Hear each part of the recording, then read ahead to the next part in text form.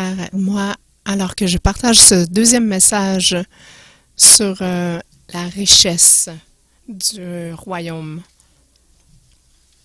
Dans le nom de Jésus, Amen.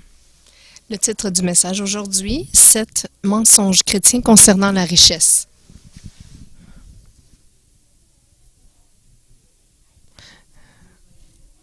Laissez-moi vous parler un petit peu de moi. Je suis née dans une famille avec des finances très limitées. Mon père et moi, on a appris à construire des maisons. On a construit notre propre maison. Ma mère avait 3 emplois différents et mes 2 parents travaillaient très fort pour leur salaire. Alors, parce qu'il n'y avait pas beaucoup d'argent, ou peut-être parce qu'ils ne savaient pas, ils n'ont jamais pensé à nous enseigner vraiment sur le concept de la valeur de l'argent. Le seul principe que nous avons eu, c'est si vous travaillez très, très, très fort, peut-être qu'un jour, vous allez pouvoir vous permettre d'acheter les choses que vous voulez. Alors, on a travaillé très, très fort. Il y a quelques années, j'ai découvert qu'il y a une perspective biblique sur la richesse qui est tellement différente de ce que j'ai appris en grandissant. Alors, j'ai décidé que quelque chose devait changer et c'était moi, ma mentalité, ma perspective sur les finances et la richesse. Alors, chaque fois que je découvrais un nouveau principe, j'essayais de mon mieux de l'appliquer dans ma vie. Alors, je pouvais voir la provision de Dieu pour ma famille et moi. J'ai encore beaucoup à apprendre, certainement. Mais nos finances sont en bon état maintenant. Notre hypothèque est toute payée. On peut mettre de l'argent sur autre chose. Nous sommes dans une bonne position financière, mais il y a tellement plus que Dieu désire nous voir faire avec notre richesse. On veut pouvoir bénir nos enfants, nos petits-enfants. Un homme juste laisse son héritage aux enfants de ses enfants. La Bible nous dit. Il y a une bénédiction que Dieu désire donner à la génération suivante.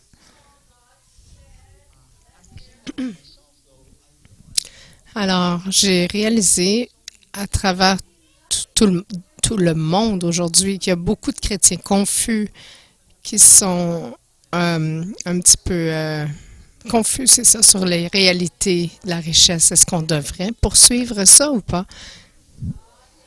Est-ce que Dieu s'en préoccupe? Est-ce qu'on doit juste travailler durement et faire confiance à Dieu pour que tout apparaisse magiquement, par magie? Il y a une chose qu'on a tous entendue. Ne soyez pas amoureux de l'argent parce que l'argent, c'est la racine de tout mal. Regardez 1 Timothée 6:10. L'amour de l'argent est en effet la racine de tous les maux. En s'y livrant, certains se sont égarés loin de la foi et se sont infligés eux-mêmes bien des tourments. Regardez aussi Hébreux 13:5. Que votre conduite ne soit pas guidée par l'amour de l'argent. Contentez-vous de ce que vous avez. Alors, on voit bien que la richesse peut être dangereuse et il faut faire attention, pas trop s'en approcher. La question, est-ce qu'on a bien compris ou il y a eu un malentendu avec ce que Dieu essaie de nous enseigner par rapport à la richesse? Comment ne pas laisser l'argent vous influencer négativement? Est-ce que Dieu se préoccupe de mes finances?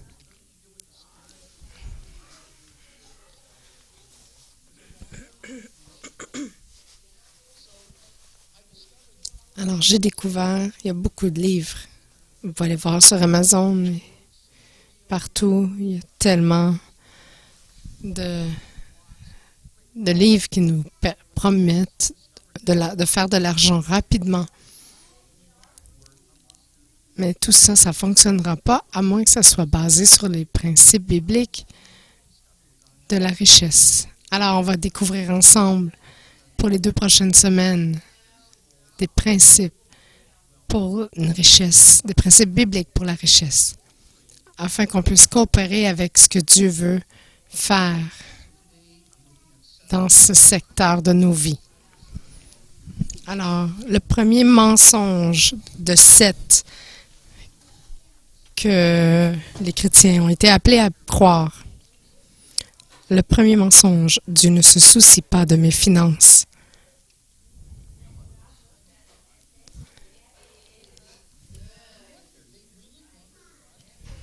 Il y a beaucoup de gens qui se demandent la question. Est-ce que les finances sont notre problème ou celui de Dieu? La Bible parle plus de finances que de sa vie, de salut, de foi et de grâce. Il y a 2350 versets qui parlent de succès, provision financière contre les entreprises. Pourquoi est-ce qu'il y en a tant?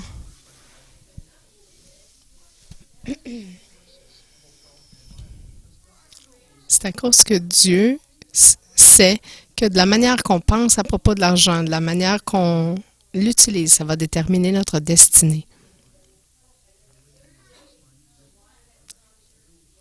Ça va nous affecter grandement. Est-ce que Dieu a un plan?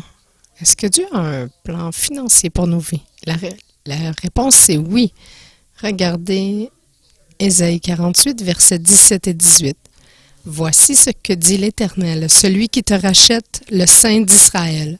Moi, l'Éternel, ton Dieu, je t'instruis pour ton bien, je te conduis sur le chemin à suivre. Si seulement tu étais attentif à mes commandements, ta paix sera pareille à un fleuve, et ta justice se propagerait comme les vagues de la mer. »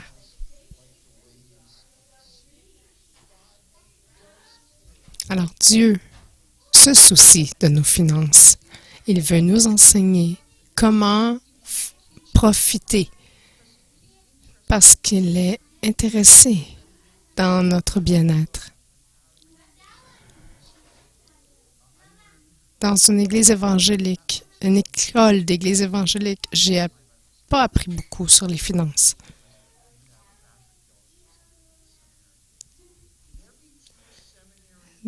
Dans chaque séminaire juif au monde, on enseigne les principes de l'entreprise. Tous les rabbins connaissent beaucoup sur la richesse et les finances. Alors, nous, on ne comprend pas les évangéliques, alors on n'enseigne pas à nos gens les principes bibliques. Vu que l'argent, c'est une chose mauvaise,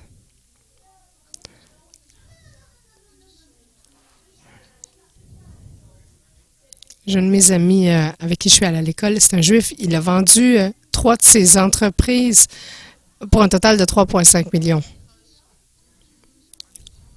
Les juifs sont enseignés sur la richesse. Dieu se soucie de nos finances parce que ça va affecter notre bien-être.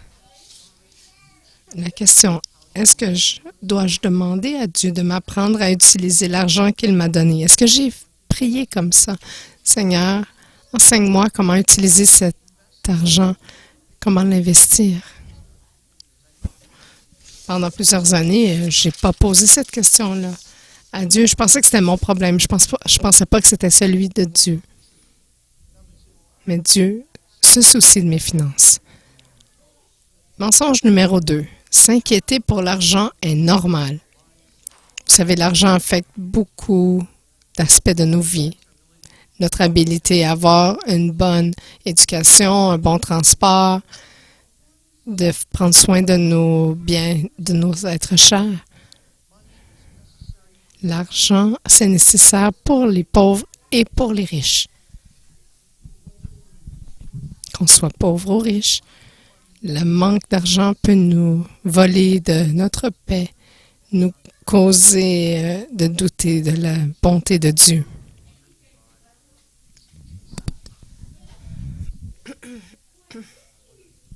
Ça nous porte à douter de Dieu. Est-ce que Dieu se soucie de moi, de mes finances? Ça peut nous faire questionner l'amour de Dieu. L'anxiété, le stress, ce sont de grands tueurs de nos générations, dans notre génération. Ça cause des maladies. Alors,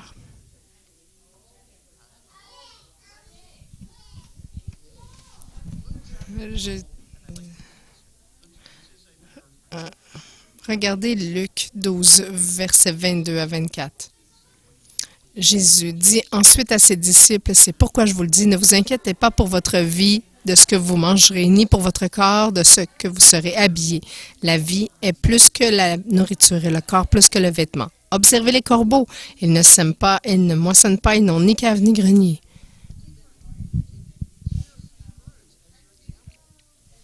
Dans la version Passion de la Bible en anglais, ça dit « Écoutez-moi, ne laissez pas l'anxiété entrer dans vos cœurs. Ne vous inquiétez pas d'aucun de vos besoins, comme la nourriture ou les vêtements. Votre vie est tellement plus que seulement la nourriture ou les vêtements que vous portez. Est-ce que vous voyez parfois les oiseaux s'inquiéter? Ils n'ont pas de grenier et ils ne font pas pousser leur nourriture.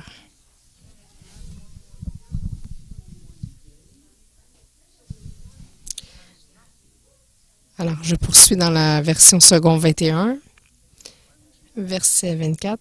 Dieu les nourrit. Vous valez beaucoup plus que les oiseaux. Qui de vous peut, par ses inquiétudes, ajouter un instant à la durée de sa vie? Si donc vous ne pouvez rien faire, même pour si peu, pourquoi vous inquiétez-vous du reste?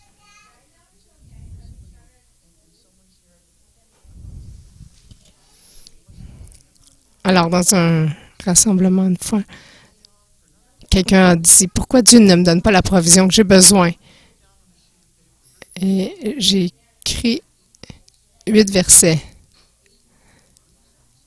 8 raisons pour lesquelles on ne reçoit pas la provision. On ne se bat pas pour. En fait, dans le prochain mois, je vais vous en parler plus en détail. Quelle est la solution de Dieu pour le stress, l'anxiété que ça peut apporter? Regardez Philippiens 4, versets 6 et 7. Ne vous inquiétez de rien, mais en toute chose, faites connaître vos besoins à Dieu par des prières et des supplications dans une attitude de reconnaissance. Et la paix de Dieu, qui dépasse tout ce qu'on peut comprendre, gardera vos cœurs et vos pensées en Jésus-Christ. On a déjà entendu que c'était égoïste de prier pour soi-même. J'ai entendu quoi? Il y a certaines écoles bibliques qui enseignent ça. Mais Dieu souhaite que chaque jour, nous lui présentions nos requêtes, nos supplications. Et si vous priez pour vous-même, la paix de Dieu, qui va surpasser toute compréhension, va garder vos cœurs et vos esprits en Christ.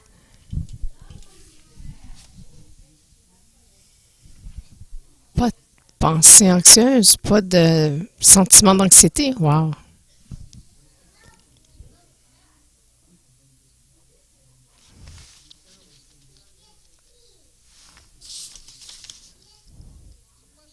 Question. Est-ce que je présente quotidiennement tous mes besoins à Dieu et lui permet de remplir mon cœur et mon esprit de sa paix? Ou je médite sur mes problèmes? C'est ça, l'inquiétude. La définition de l'inquiétude, c'est de méditer sur nos problèmes. Mais Dieu nous invite à méditer sur ses solutions.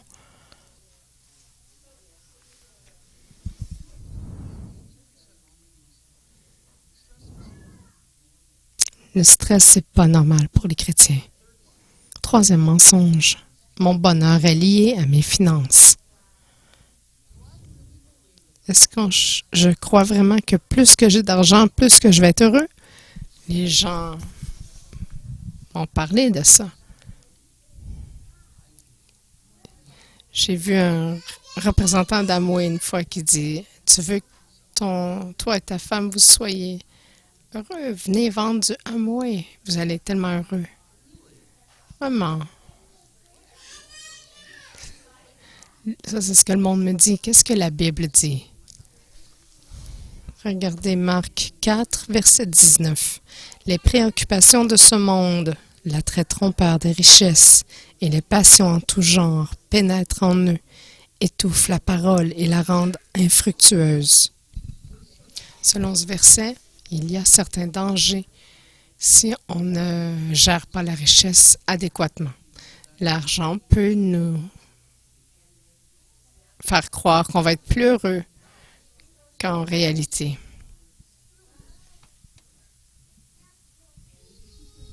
C'est intéressant que Jésus, il met en lien les inquiétudes de cette vie avec les tromperies de ce monde.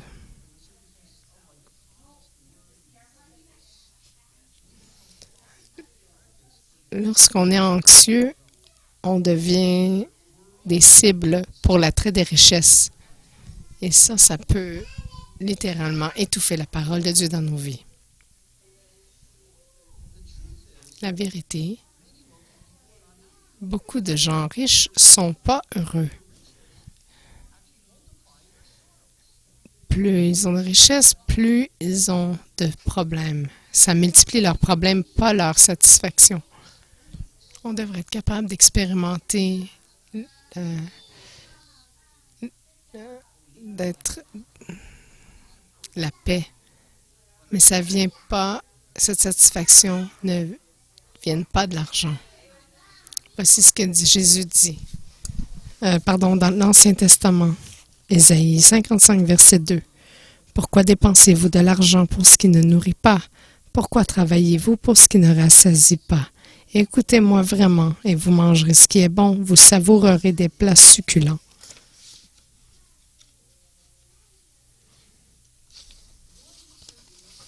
Une caractéristique de l'attrait des richesses, c'est que ça nous fait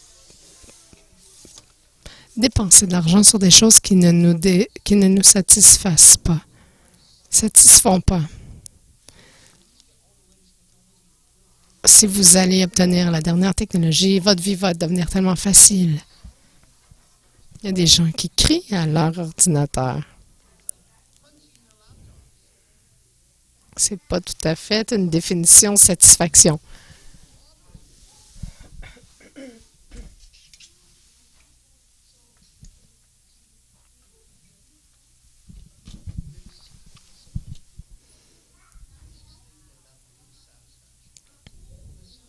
La solution, c'est d'écouter Dieu et d'écouter, voir comment il veut qu'on utilise notre richesse. C'est ce qui va nous faire de la satisfaction dans notre vie. Et on va consommer ce qui est bon pour nous dans la vie. Vous savez pourquoi je suis jamais devenue droguée? C'est que ça coûte trop cher. Il y a d'autres raisons aussi, là, mais...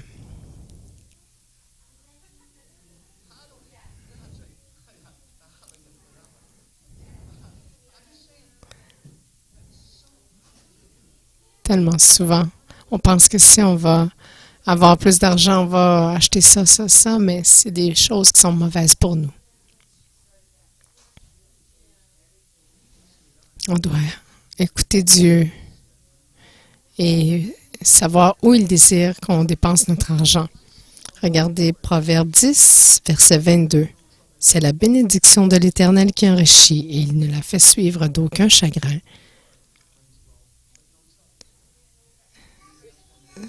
La bénédiction de l'Éternel amène la richesse sans trouble. L'antidote à l'attrait des richesses, c'est le contentement. Regardez Hébreux 13, verset 5. Que votre conduite ne soit pas guidée par l'amour de l'argent. Contentez-vous de ce que vous avez. En effet, Dieu lui-même a dit, je ne te délaisserai pas, je ne t'abandonnerai pas. On doit être content à chaque étape.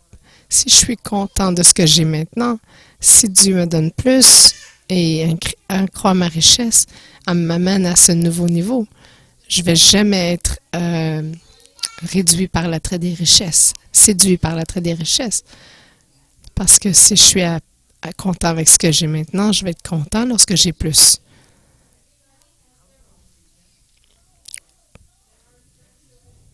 Le contentement est dans la présence de Dieu. Dieu est toujours avec nous. Dieu, l'apôtre Paul a dit, j'étais content que j'ai beaucoup ou peu. Ma question pour vous, c'est la richesse est-elle la véritable source de mon bonheur ou est-ce la présence de Dieu dans ma vie? Où est ma satisfaction? Où est ma joie? Mensonge numéro 4. J'entends ça souvent. L'argent est neutre. C'est pas bon ou mauvais, c'est neutre. Vous savez, l'argent n'est pas neutre. L'argent a de la puissance, de l'influence. Ça change les choses.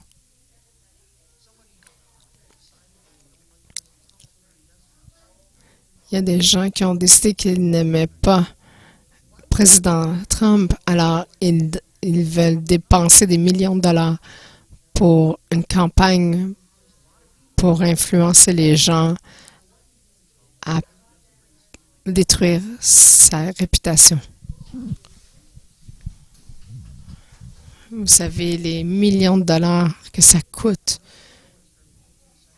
pour 30 secondes, les publicités du Super Bowl. C'est parce que l'argent a de l'influence. Vous savez, l'argent n'est pas neutre. Pas du tout. Vous savez, on a regardé tantôt dans Marc 4, 19 que Jésus dit que les richesses ont un attrait trompeur. Jésus a aussi dit que l'argent pourrait être utilisé pour influencer les relations. Regardez dans Luc 16, verset 9.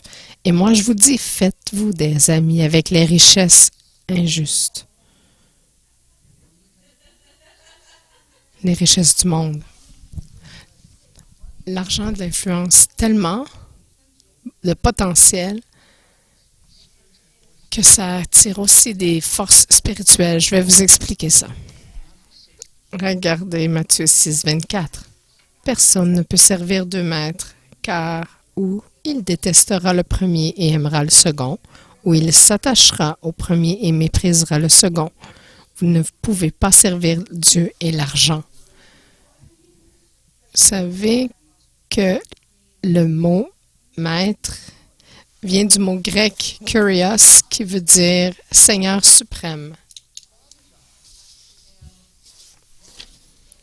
Jésus voulait dire que Dieu et Mammon étaient des forces qui voulaient nous influencer, qui veulent être Seigneur de nos vies. Dieu est un esprit, c'est le Père de la vie. Mammon, c'est un esprit pagan.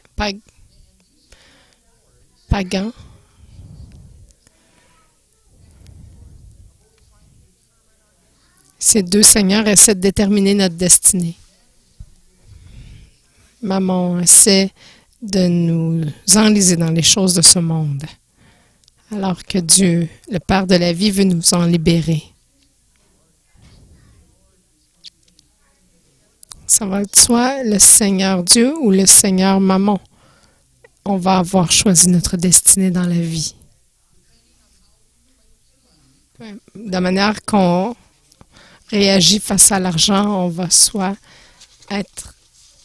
attirer soit Dieu ou Mammon. On va soit servir le Seigneur Dieu ou Mammon. On ne peut pas servir les deux. Vous allez soit servir un, aimer l'autre, servir un et détester l'autre ou vice-versa.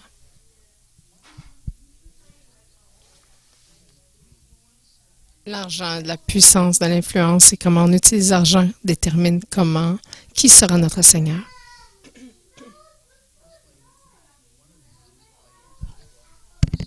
C'est une des raisons pour lesquelles on voit dans Josué 24, verset 15, « Choisissez aujourd'hui qui vous voulez servir. » Aujourd'hui, chaque personne dans cette salle peut bâtir de la richesse, mais avant, vous devez déterminer qui sera votre Seigneur. Parce que si vous choisissez mal, vous allez attirer le mauvais Seigneur dans vos vies, ça va déterminer votre destinée. Alors, ma question pour vous, qui va choisir pour être mon Seigneur et servir avec mon attention, mon affection et mon investissement? Dieu ou l'argent? Cinquième mensonge, je dois travailler très dur pour réussir. J'ai travaillé toute ma vie. J'ai travaillé fort. J'ai eu un certain succès. Mais j'ai découvert que la Bible a un secret complètement différent pour le succès. Complètement différent de ce qu'on m'a enseigné quand j'ai grandi. Proverbe 10, 22. C'est la bénédiction de l'Éternel qui enrichit, pas celle de mon patron ou des gens. Essayer de leur plaire, pas du tout. Et il ne la fait suivre d'aucun chagrin. J'ai commencé à réaliser cette vérité-là il y a quelques années lorsque j'ai découvert que depuis que j'étais au Canada, j'avais de la difficulté avec mes finances, mais lorsque j'allais en voyage à l'étranger, toutes mes dépenses étaient couvertes. Je ne sais pas dire que je suis bénie seulement quand je suis un missionnaire, mais lorsque j'étais en voyage à l'étranger, je disais ce qu'il fallait que le Seigneur voulait que je dise et toutes les provisions étaient là.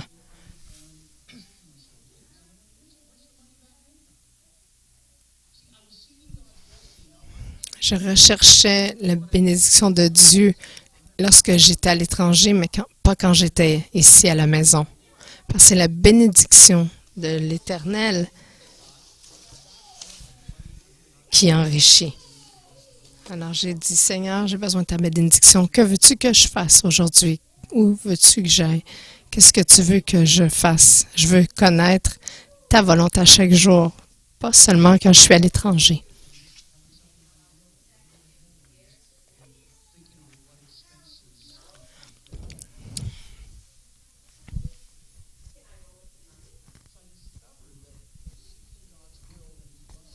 J'ai découvert que rechercher la volonté de Dieu pour ma vie, peu importe où j'étais, c'est le secret pour que Dieu pourvoie. On sait que le roi Salomon était l'homme le plus sage sur la terre. Qu'est-ce qu'il a dit? Psaume 127, versets 1 et 2. Si une maison n'est pas construite par l'Éternel, ceux qui la construisent travaillent inutilement. C'est inutilement que vous vous levez tôt, que vous vous couchez tard et que vous mangez un pain gagné avec peine. Il en donne autant à ses bien-aimés pendant leur sommeil.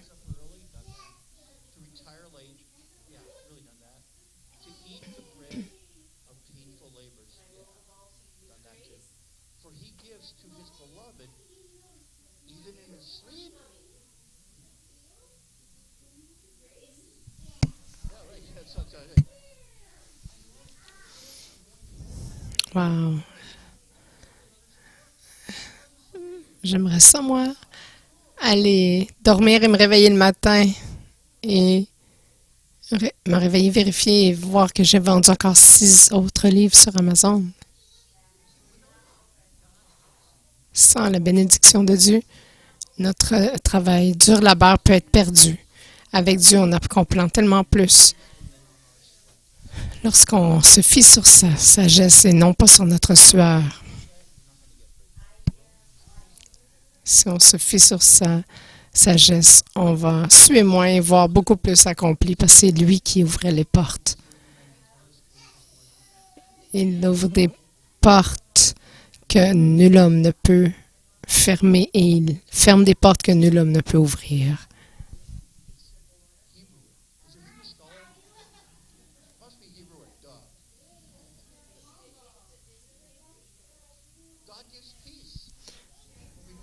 Dieu donne la paix lorsqu'on va dans la bonne direction.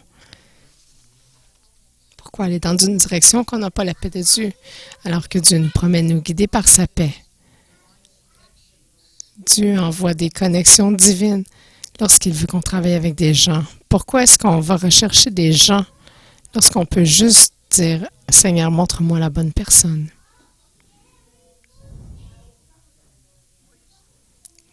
Une petite histoire, un principe.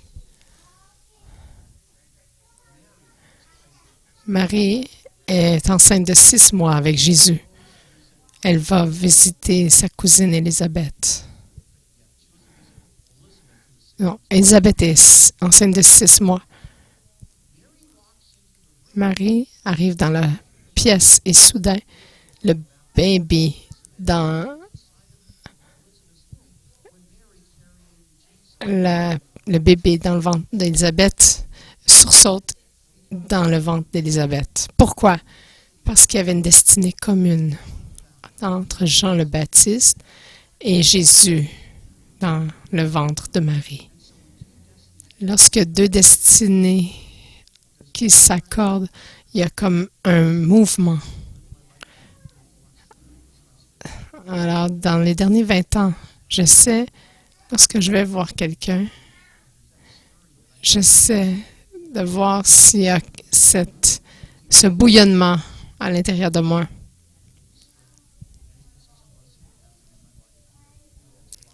Ça m'est arrivé lorsque j'ai rencontré Jacques, Pasteur Sandy aussi.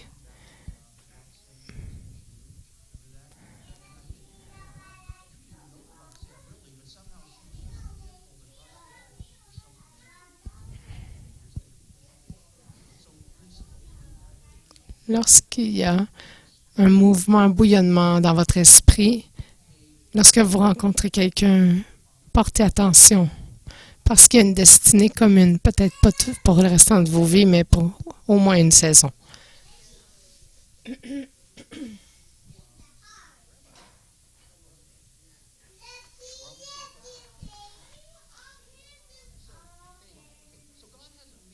Alors, Dieu a des opportunités merveilleuses pour chacun de nous. Mais nous devons chaque jour remettre nos plans devant Dieu pour qu'il nous guide dans ces opportunités.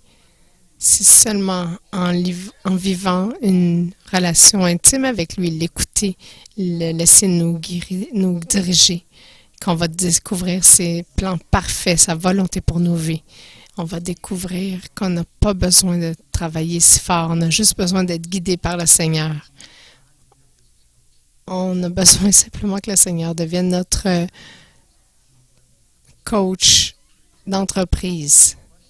Ma question, est-ce que j'écoute le conseil de Dieu pour les finances ou est-ce que je compte sur ma propre sagesse et compréhension? De nouveau, on revient à ce principe. Est-ce que j'ai demandé à Dieu, Seigneur, comment tu veux que j'utilise cet argent? Mensonge numéro 6. La dîme est à Dieu, le reste est à moi. J'entends ça tout le temps.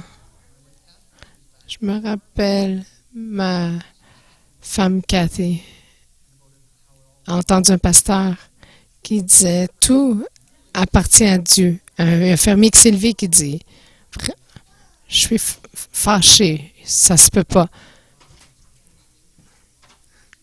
Dieu reçoit la dîme, mais ses poulets sont à moi. Dieu ne va pas prendre mes poulets. » Vous savez, il y a beaucoup de gens à qui on enseigne que Dieu reçoit 10%.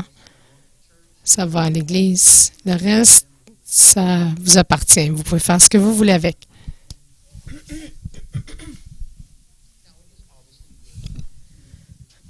C'est important de donner, d'investir dans votre église locale, dans votre communauté, en effet.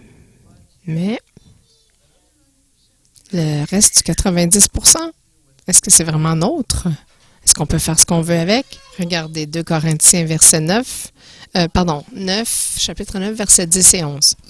Que celui qui fournit de la semence au semeur et du pain pour sa nourriture vous fournisse et vous multiplie la semence et qu'il augmente les fruits de votre justice. Ainsi vous serez enrichis à tout point de vue pour toutes sortes d'actes de générosité qui par votre intermédiaire feront monter des prières de reconnaissance vers Dieu.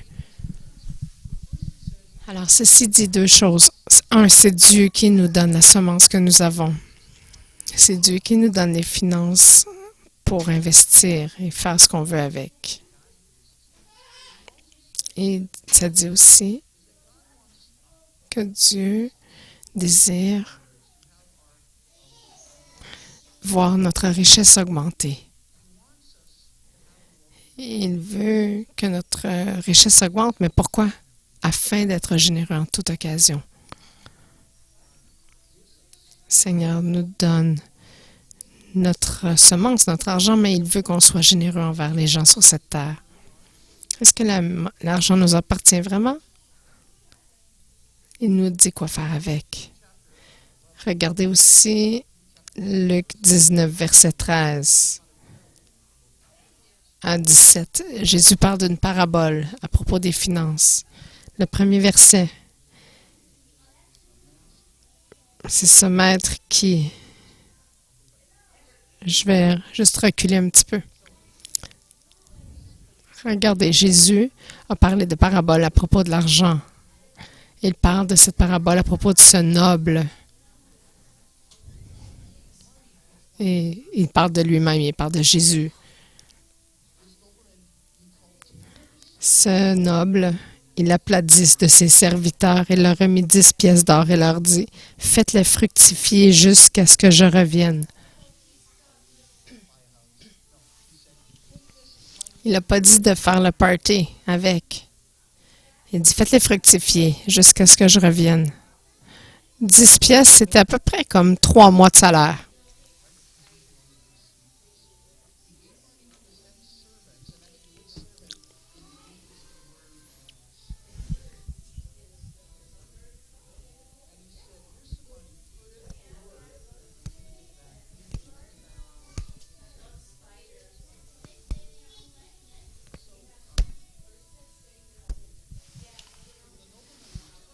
Quand le noble est revenu, les serviteurs sont venus devant lui pour donner un rapport de ce qu'ils avaient fait avec l'argent.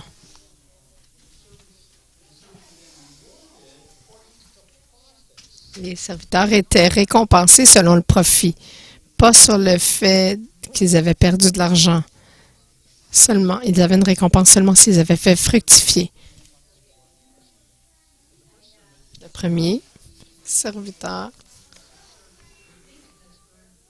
dit, « Seigneur, ta pièce d'or en a rapporté 10. » Il lui dit, « C'est bien, bon serviteur. » Il a fait 1000% de profit. C'est très bon. Tu as fait un bon travail. Tu as investi ton argent, tu as fait quelque chose et tu as fait fructifier. Alors le point, on a vu un des serviteurs qui n'a rien fait avec son argent. Le point de cette parabole, c'est que tout l'argent apparaît à Dieu. Il nous le donne comme serviteur pour l'utiliser pour ses usages.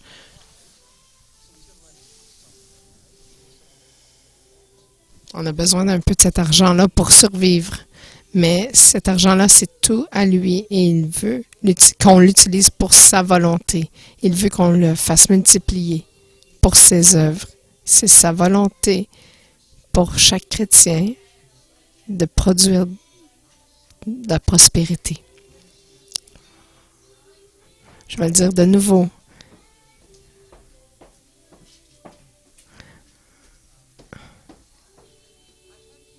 J'ai des gens qui m'ont condamné quand je parlais de la richesse parce que ils disaient j'ai assez d'argent, j'ai pas besoin de plus. Est-ce que ça sonne spirituel? Je suis content, j'ai pas besoin de plus. C'est très humble. Non, ce n'est pas humble.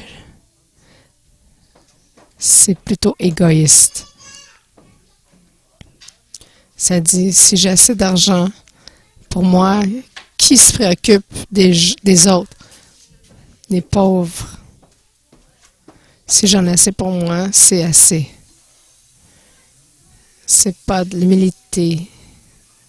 Et Dieu est dérangé par votre égoïsme, votre égocentrisme.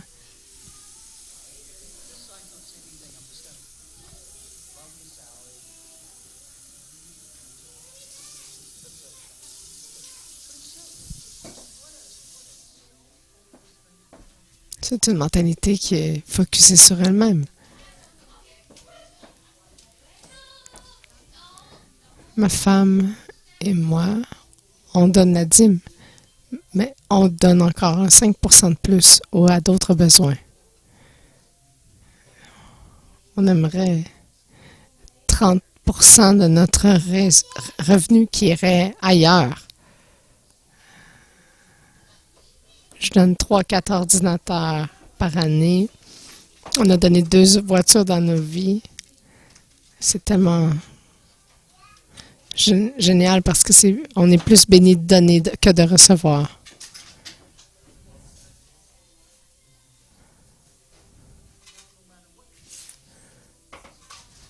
Maintenant, quand les gens m'offrent quelque chose, je le prends pour le redonner si j'en ai pas besoin. Et je deviens béni parce que je donne. C'est un double bénédiction.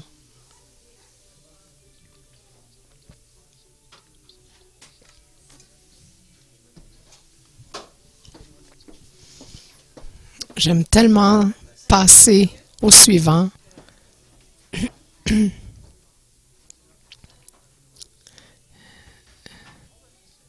Tout ça pour dire que c'est génial. C'est génial d'être généreux. Dieu a dit que c'était pour ça l'argent.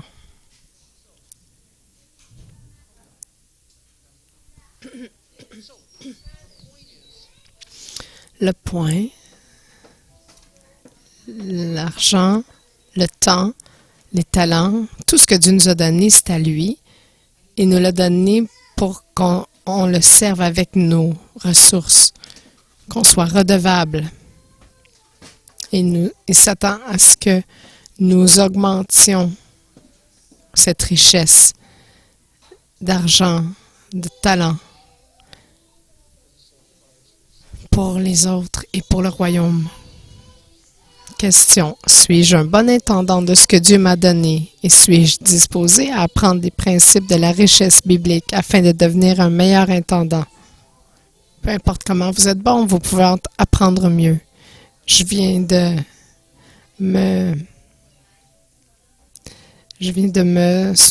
m'inscrire à 2 cours de marketing parce que je veux apprendre plus pour donner plus.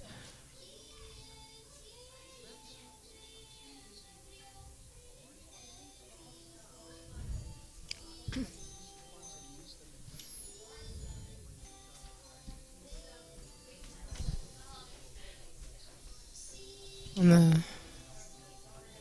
2 personnes ici qui sont calées dans les finances, alors vous pouvez les approcher et leur demander conseil. Dernier mensonge. Dieu ne veut pas que je sois riche. C'était pas mon appel dans la vie.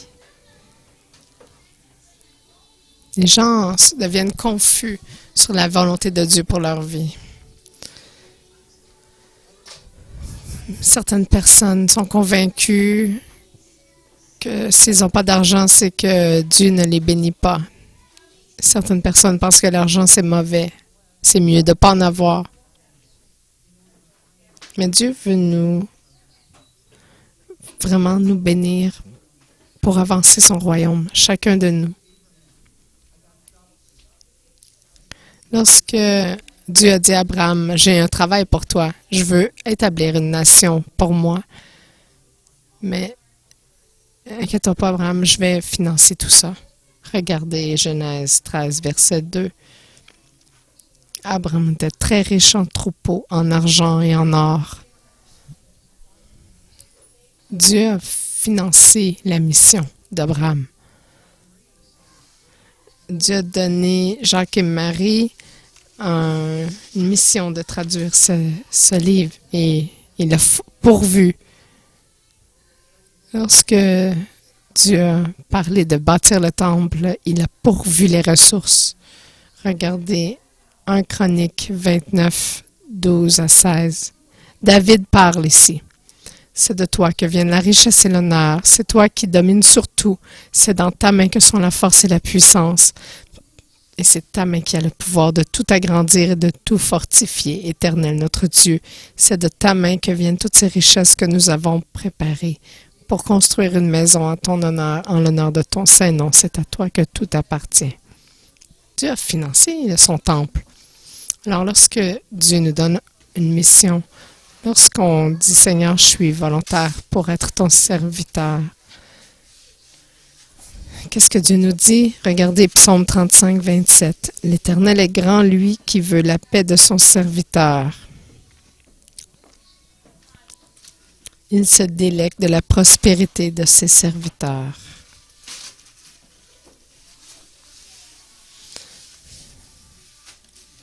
Dieu devient joyeux lorsqu'on apprend comment utiliser son argent et le multiplier. Je ne connais pas tout, j'apprends encore. C'est pour ça que je vais m'asseoir avec des consultants financiers. Je vais te demander comment je peux augmenter ça. Je veux aussi être certain que le royaume de Dieu est bien financé. Je suis responsable. J'ai un mandat de Dieu d'apprendre comment augmenter mes finances, tout comme chaque personne ici. Une mise en garde. Regardez Psaume 62, verset 11. « Quand les richesses augmentent, n'y attachez pas votre cœur. » Gardez votre focus sur la volonté de Dieu et sa mission pour votre vie. La richesse, c'est un cadeau de Dieu, mais nous devons l'utiliser pour ses usages. Il ne faut pas mettre notre cœur dans l'argent parce que ça peut devenir trompeur. Regardez Deutéronome 8, verset 18. « Souviens-toi de l'Éternel ton Dieu, car c'est lui qui te donnera la force pour les acquérir, les finances, afin de confirmer comme il le fait aujourd'hui son alliance. Rappelez-vous pourquoi il vous donne cet héritage. Pourquoi il vous donne cette puissance? Parce qu'il veut établir son alliance sur cette terre. Nous avons encore ce même mandat qu'Adam et Ève avaient de croître, de prospérer, d'assujettir la terre. Mais ça prend de l'argent pour faire ça.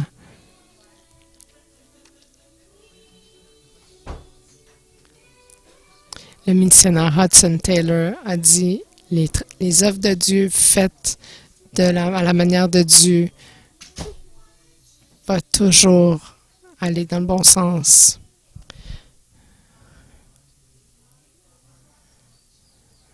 On ne manquera jamais de la provision de Dieu parce qu'il ne va pas frustrer ses propres buts. Si vous choisissez de poursuivre sa volonté dans votre vie, il va financer votre mission. Il veut expandre son royaume. Alors, dernière question. Mon cœur est-il libre de l'amour de l'argent afin que je puisse utiliser correctement la richesse pour les desseins de Dieu? Il n'y a rien avec les vacances. On doit se reposer aussi. Mais si on utilise notre prospérité seulement pour nous, il y a vraiment un problème lorsqu'on va être devant le Seigneur. Je veux entendre bien fait, bon et fidèle serviteur. Je veux Je veux servir Dieu toute ma vie. Je veux donner du plaisir à Dieu.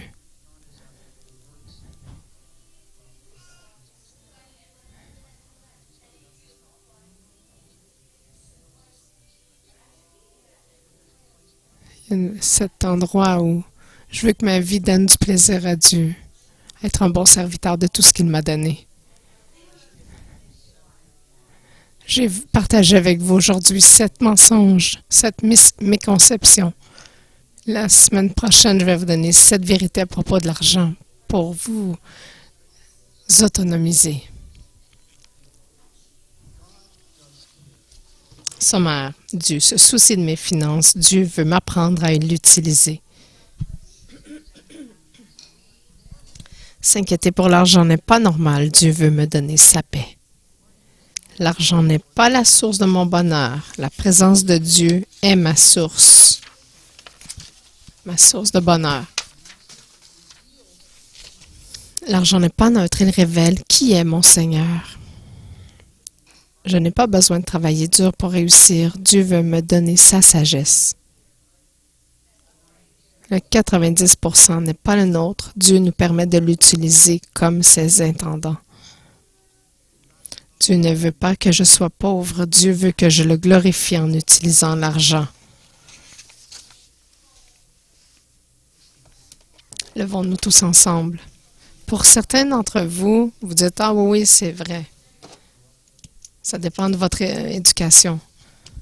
Lisez ces versets pour vous-même. Étudiez-les pour vous-même.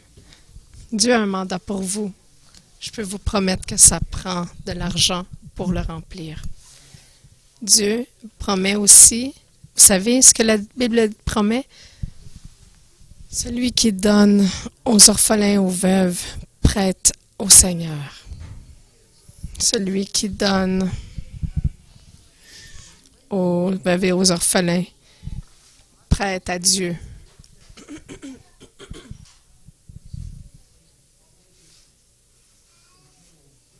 Si vous donnez aux veuves et aux orphelins, Dieu se met dans une place où il est obligé de vous bénir. Dieu désire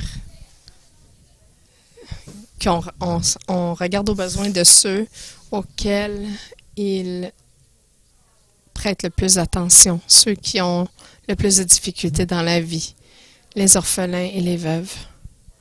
Mettez votre main sur votre cœur.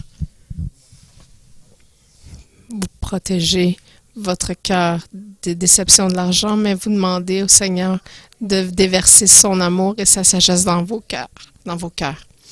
Seigneur, cet après-midi, on prie que tu nous enseignes comment faire de la richesse avec ce que tu nous donnes. Chaque jour, guide-nous, dirige-nous, enseigne-nous comment augmenter, comment être bon serviteur de ce que tu nous as donné, temps, talent, habilité, ressources, finances, tout ça pour ta gloire, pour ton royaume, pour la génération qui nous suit.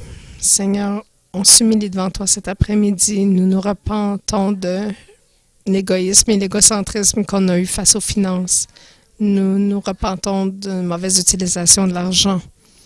Nous nous repentons de notre ignorance concernant les finances et nous te demandons de nous enseigner sur les richesses. Envoie-nous les bonnes personnes qui peuvent nous enseigner sur les richesses afin qu'on puisse multiplier ce que tu nous as donné pour les prochaines générations et pour ton royaume et ta gloire. Nous prions sincèrement cet après-midi dans le nom de Jésus. Amen.